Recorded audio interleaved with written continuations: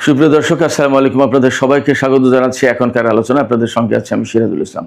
দর্শক, মধ্যপ্রাচ্যের প্রায় সব দেশ থেকে আমেরিকা তার নাগরিকদের চলে যেতে বলেছে। তার মানে বড় কিছু হতে যাচ্ছে, সেটা পরিষ্কার বোঝা যাচ্ছে। এদিকে ইরানের সর্বোচ্চ নেতার সামরিক উপদেষ্টা মহসেন রেজাই তিনি ঘোষণা করেছেন, আরও আগামী 2-3 দিন যদি আমেরিকা এইভাবে হামলা অব্যাহত রাখে তাহলে ইরান আক্রমণাত্মক হয়ে উঠবে, অর্থাৎ ইরান আক্রমণে যাবে এবং মার্কিন ঘাঁটিগুলোর উপর সর্বাত্মক ধ্বংসযজ্ঞ চালাবে। তার মানে ইরান এখনও অ্যাকচুয়ালি আক্রমণে যায়নি, তারা বলছে এখনও তারা ডিফেন্সিভ যুদ্ধ করছে। এদিকে গতরাতে ইরান এবং আমেরিকার মধ্যে ব্যাপক সংঘর্ষ হয়েছে। ইরানের বিভিন্ন জায়গায় হামলা চালিয়েছে মার্কিন বাহিনী।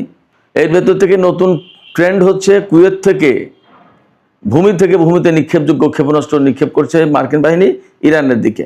ইরানও পাল্টা জবাব দিয়েছে। কুয়েতে, সৌদি আরবে, বাহরাইনে, সংযুক্ত আরব আমিরাতেও হামলা হয়েছে। সৌদি আরবের তেল ক্ষেত্রে হামলা চালিয়েছে ইরান নাকি ইয়েমেন এটা পরিষ্কার না। আর জর্দানের মুওয়াফাক আল সালতি এই বিমানবন্দরে হামলা চালিয়েছে গতরাতে ইরান। মজার ব্যাপার হচ্ছে, সেখানে ইরানের দুটো ক্ষেপণাস্ত্র ধ্বংস করার জন্য, ইন্টারসেপ্ট করার জন্য বহু সংখ্যক ইন্টারসেপ্ট মিসাইল ছোড়া হয়েছিল। একটা মিসাইলও ইরানের ওই দুই ক্ষেপণাস্ত্রকে ভূপাতিত করতে পারেনি। সমস্ত মিসাইলের ফাঁক দিয়ে টার্গেটে হামলা করেছে ইরানি ক্ষেপণাস্ত্র। এদিকে হরমুজ প্রণালীতে 4টি জাহাজে হামলা হয়েছে, 4টি জাহাজ আঘাতপ্রাপ্ত হয়েছে। এর ভেতরে 2টি জাহাজে হামলা চালিয়েছে ইরান, আর 2টি জাহাজ ওমান উপকূলতে যাওয়ার সময় মাইনের সাথে ধাক্কা খেয়েছে এবং মাইন বিস্ফোরণে 2টি জাহাজ বিকল হয়েছে। সামগ্রিকভাবে যা পরিস্থিতি তাতে দেখা যাচ্ছে আগামী কয়েকদিনের ভিতরে যুদ্ধের মোড় মারাত্মক আকার ধারণ করতে পারে এবং পুরো মধ্যপ্রাচ্য ভয়াবহ অস্থিতিশীলতার দিকে যাচ্ছে।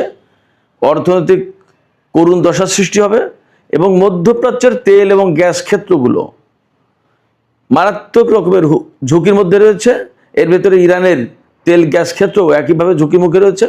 সবচেয়ে দুঃখজনক ঘটনা হচ্ছে, এই যুদ্ধে ইরান এবং পারস্য উপসাগরীয় বা আরব দেশগুলোর সম্পদের ক্ষয়ক্ষতি হবে। যুদ্ধ যদি এইভাবে বেসামরিক স্থাপনার দিকে যায়, আমেরিকা কিন্তু তার ভূখণ্ড নিরাপদ রেখেছে। এই বিষয়গুলো আদৌ আরব দেশগুলো বুঝবে কিনা সেটা বড় প্রশ্ন। আমি এই প্রশ্ন রেখেই আজকের আলোচনায় চলে যেতে চাই। আশা করি এই আলোচনা আপনাদের ভালো লাগবে এবং আপনারা শেষ পর্যন্ত সঙ্গে থাকবেন। আর আলোচনা যদি ভালো লাগে তাহলে লাইক, কমেন্ট, শেয়ার করবেন এবং চ্যানেলটি সাবস্ক্রাইব করে সাথেই থাকবেন। দর্শক, চলুন বিস্তারিত আলোচনা করি। সুপ্রিয় দর্শক, মধ্যপ্রাচ্যের প্রায় সব দেশ, আমি নাম বলি: ইরান, ইরাক, কুয়েত, সৌদি আরব, বাহরাইন, সিরিয়া, জর্দান, সংযুক্ত আরব আমিরাত, কাতার, মিশর, ফিলিস্তিন, পশ্চিম তীর, গাজা, ইসরায়েল, তারপরে ওমান, ইয়েমেন, এর প্রত্যেকটা দেশ থেকে আমেরিকা তার নাগরিকদের চলে যাওয়ার জন্য আহ্বান জানিয়েছে বা সতর্কবার্তা পাঠিয়েছে। আমেরিকা বলেছে মধ্যপ্রাচ্যের এই সমস্ত দেশে আমেরিকার নাগরিকদের থাকা এই মুহূর্তে মোটেই উচিত হবে না, ঠিক হবে না। দ্রুত তাদেরকে এই সমস্ত দেশের বাইরে চলে যেতে হবে, আমেরিকায় ফিরে যেতে পারে বা অন্য কোথাও, বাট এই সমস্ত দেশ ছাড়তে হবে। তার কারণ হচ্ছে যে খুব শিগগিরই এই সমস্ত দেশে অনেক বেশি পাল্টা হামলার ঘটনা ঘটতে পারে এবং এই সমস্ত দেশে যারা মার্কিন নাগরিক আছে তারা হয়তো আর বের হওয়ার সুযোগ পাবে না, এমনকি বিমানের ফ্লাইট ক্যান্সেল হয়ে যেতে পারে সব। আমেরিকার এই সতর্কবার্তার মধ্য দিয়ে একদম পরিষ্কার হয়ে যায় যে আমেরিকা মধ্যপ্রাচ্যে ভয়াবহ একটা যুদ্ধের দিকে যাচ্ছে এবং ভয়াবহ যুদ্ধের সূচনা করতে যাচ্ছে। আমেরিকা যখন ইরানের বিরুদ্ধে এইভাবে হামলা চালাবে তখন আলটিমেটলি ইরানকেও পাল্টা জবাব দিতে হবে এবং দিতে হচ্ছে, যার প্রেক্ষাপটে মধ্যপ্রাচ্যের দেশগুলো ভয়ঙ্করভাবে সংকটের মধ্যে পড়েছে, অস্থিতিশীল হয়ে পড়েছে, তাদের অর্থনৈতিক কর্মকাণ্ড মারাত্মকভাবে স্থবির হয়ে পড়েছে। এই সমস্ত আরব দেশে যেসব কলকারখানা আছে বা ফ্যাক্টরি আছে বা আদার যা আছে সেগুলোতে বেশিরভাগই বিদেশি শ্রমিক কাজ করে। তাদেরও কিন্তু জীবন জীবিকা হুমকির মুখে। আমাকে অনেকেই এই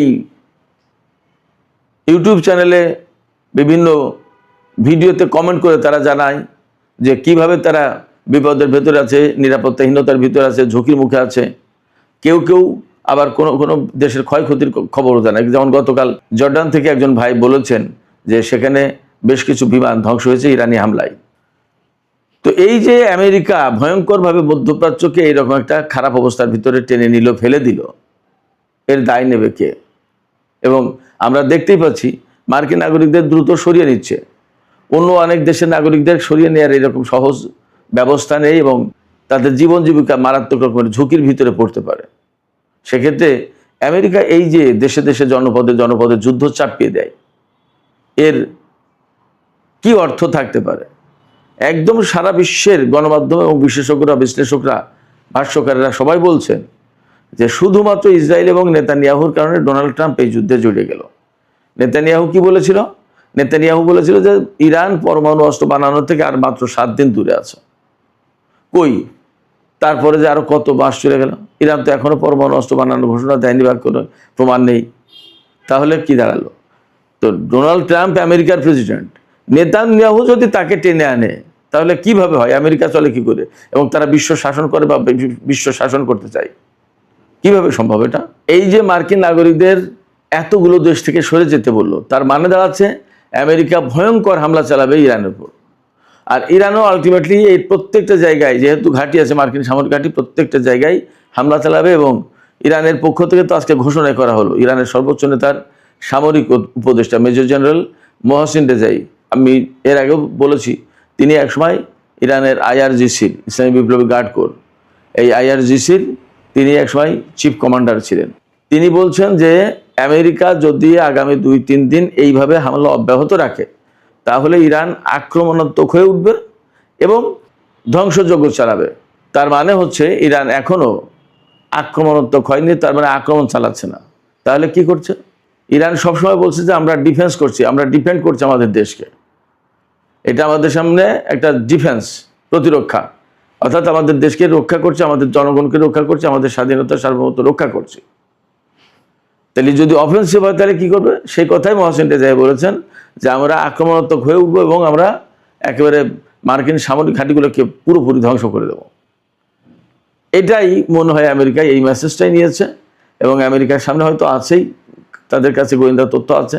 এই বছরের পর বছর এই যুদ্ধ চলবে আর ইরানের জনগণকে ক্ষতি করে দিয়ে যাবে, ইরানের সামরিক বাহিনীকে ক্ষতি করবে, ইরানের বেসামরিক অবকাঠামো, তেল গ্যাস, তারপরে বিদ্যুৎ কেন্দ্র, তারপরে বিমানবন্দর, রেল স্টেশন, এগুলো ধ্বংস করবে। এটা তো হয় না। সেক্ষেত্রে ইরান পরিপূর্ণভাবে আক্রমণাত্মক যুদ্ধে যাবে এবং মার্কিন বাহিনীর সাথে চূড়ান্ত যুদ্ধে লিপ্ত হতে পারে। মোহসিন রেজাইয়ের মেসেজ এটা। তাতে দাঁড়াচ্ছে যে আমেরিকাও যেহেতু তাদের নাগরিকদের সরিয়ে নেওয়ার কথা বলছে, তার মানে তারা এইভাবে হামলা চালাবে। আর ইরান যেহেতু বলছে যে তারা আক্রমণাত্মক হয়ে উঠবে এবং মার্কিন ঘাঁটিগুলোর উপরে চরম ব্যবস্থা নেবে, তার মানে দাঁড়াচ্ছে মধ্যপ্রাচ্যে যে সমস্ত দেশে মার্কিন ঘাঁটি আছে তার প্রত্যেকটা দেশে ইরান হামলা চালাবে। এই জায়গা থেকে মোটামুটি বলা যাচ্ছে যে মধ্যপ্রাচ্যটা মানে একেবারে জাহান্নামের আগুনে পরিণত হবে, আগুনের কুণ্ডলিতে পরিণত হতে যাচ্ছে যা পরিস্থিতি। এদিকে গত রাতে ইরান এবং আমেরিকার মধ্যে প্রচণ্ড রকমের সংঘর্ষ হয়েছে। আমেরিকা ইরানের দক্ষিণ অঞ্চলীয় বা উপকূলীয় অঞ্চলে, এই উপকূলীয় অঞ্চলে ব্যাপক হামলা চালিয়েছে। ইরানের কোনো কোনো বিমানবন্দরে হামলা চালানো হয়েছে। তো এই সমস্ত হামলার জবাবে ইরান আমেরিকার বিভিন্ন ঘাঁটিতে হামলা চালিয়েছে, বিশেষ করে বাহরাইন, কুয়েতের অনেকগুলো ঘাঁটিতে হামলা চালিয়েছে। তারপরে সংযুক্ত আরব আমিরাত, কাতার, সৌদি আরবেও হামলা হয়েছে তেল স্থাপনার উপরে। সেই হামলা ইরান করেছে নাকি ইয়েমেন করেছে সেটা এখনও পরিষ্কার না। ওপাশে জর্দানেও হামলা হয়েছে। এপাশে গতকালকে আর একটা খবর বেরিয়েছে যে আমেরিকা নাকি ইরানের উপরে ব্যাপক ভিত্তিক হামলা চালানোর জন্য বহু সংখ্যক F-35 এবং F-16 জঙ্গি বিমান এনেছে নতুন করে। তার মানে ইরানের উপরে তারা ব্যাপক হামলা চালাবে। তাই যদি হয় তাহলে ইরানও সেই রকমভাবেই প্রস্তুতি নিচ্ছে এবং ইরান নতুন করে কিন্তু Aras-2 ড্রোন ব্যবহার করা শুরু করেছে। এই Aras-2 ড্রোন সম্পর্কে আমি কয়েকদিন আগে কথা বলেছিলাম। অত্যন্ত ধ্বংসযজ্ঞ চালাতে পারে, 2000 কিলোমিটারের বেশি উঠতে পারে এবং ঘন্টায় গতিবেগ হলো 400 কিলোমিটার। তার মানে বেশ দ্রুতগতি সম্পন্ন এবং এই ড্রোনকে মোকাবেলা খুব কঠিন, খুবই প্রযুক্তিগতভাবে উন্নত। আর এর ধ্বংসযজ্ঞ ক্ষমতা, বিস্ফোরণ ক্ষমতা ব্যাপক, আত্মঘাতী। কামিকাজে ড্রোন, এই ড্রোনের ব্যবহার ইরান নতুন করে শুরু করেছে। গত পরশুদিন থেকে ইরান এই ড্রোনের ব্যবহার শুরু করেছে। তাতে যুদ্ধক্ষেত্রে ইরান নতুন করে আলাদা রকমের একটা প্রভাব সৃষ্টি করতে চলেছে। ইরান এবং আমেরিকার মধ্যে যখন এরকমের মধ্যপ্রাচ্যে মারাত্মক রকমের যুদ্ধ হচ্ছে, তখন কাতার একটা বক্তব্য দিয়েছে। কাতারের আমির বলেছেন যে এই যে যুদ্ধ, এই যুদ্ধে আমরা কোনো পক্ষে অবস্থান নিতে চাই না, আমরা কারোর পক্ষে কারোর বিরুদ্ধে যুদ্ধ করতে চাই না। তার মানে কাতার কিন্তু পরিষ্কার করে বলে দিল যে তারা আমেরিকার পক্ষে দাঁড়িয়ে ইরানের বিরুদ্ধে যুদ্ধ করবে না। কাতারের পক্ষ থেকে আরেকটা ঘোষণা এসেছে, যতক্ষণ পর্যন্ত এই যুদ্ধ বন্ধ না হচ্ছে ততক্ষণ পর্যন্ত তারা আর গ্যাস উত্তোলন করবে না। তার মানে আন্তর্জাতিক বাজারে গ্যাসের দাম আরও মারাত্মকভাবে বেড়ে যাবে, এটা পরিষ্কার বোঝা যাচ্ছে। অবস্থা যখন এমন, তখন হরমুজ প্রণালীতে কিন্তু যুদ্ধ আরও তীব্রতর হয়েছে এবং গতকাল রাতে 4টি জাহাজ আমেরিকার কথা মতো ওমান উপকূল দিয়ে পার হওয়ার চেষ্টা করছিল। তার ভিতরে 2টো জাহাজে ইরান হামলা চালিয়েছে, সেই জাহাজগুলো আর যেতে পারেনি। আর 2টো জাহাজে মাইন বিস্ফোরণ ঘটেছে। ইরান যে ওমান উপকূলের দিকে মাইন পেতে রেখেছে। ইরানের বক্তব্য হচ্ছে যে আমরা যে পথ দেখিয়ে দিয়েছি এই পথে যেতে হবে, হরমুজ প্রণালী পার হতে হলে এই পথে যেতে হবে, এই রুটের বাইরে গেলে তাদেরকে যেতে দেওয়া হবে না। তো কোনো কোনো জায়গায় মাইন পেতে রেখেছে, আর কোনো কোনো জায়গায় খালি আছে, কিন্তু সেদিক দিয়ে গেলেই ইরান হামলা চালাচ্ছে। ফলে আমেরিকা কিন্তু বেসিক্যালি হরমুজ প্রণালীতে বা পারস্য উপসাগরে কোনো জাহাজকে নিরাপত্তা দিতে পারছে না, এবং এটা সম্ভব না।